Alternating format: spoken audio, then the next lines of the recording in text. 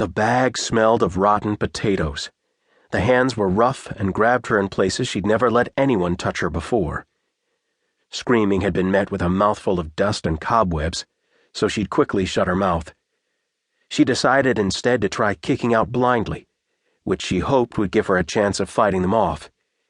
She was satisfied when she heard a loud grunt as her foot connected with something solid. She was thrown down on the rocky ground, and when she landed on her backpack, her head snapped back and hit a rock.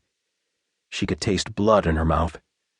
Someone was sitting on her chest, and she found it hard to breathe. Her hands were yanked above her head, while someone tried to tie her feet with something, possibly a rope. She kicked out with renewed energy, making sure to never put her legs too close together so they couldn't get a rope around them.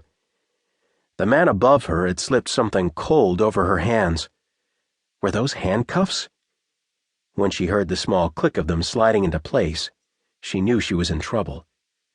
The cold metal dug into her wrists, and she was finding it harder to breathe through the dusty bag. She kept her eyes closed because the grit was getting into them, causing them to tear up.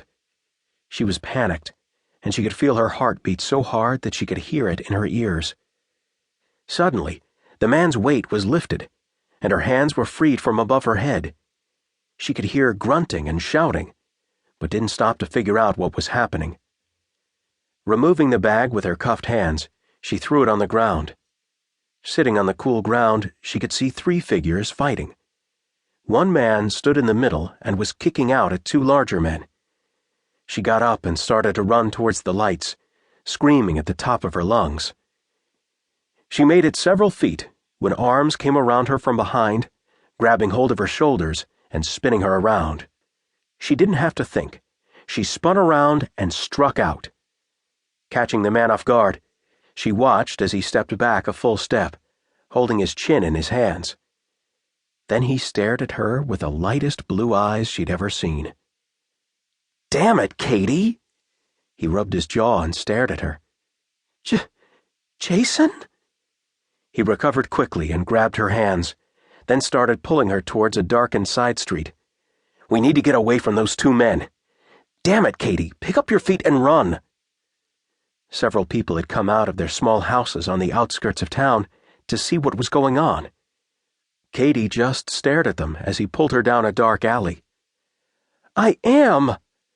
At least she was trying to. It must have been the lack of oxygen that was causing her head to swim. She felt like she couldn't really focus on anything. It seemed to her that they had been running for miles through the streets, and she started having a hard time keeping up. They had passed all the houses and entered the main part of the city. Here the buildings were taller and closer together, and the streetlights lit up the darkness.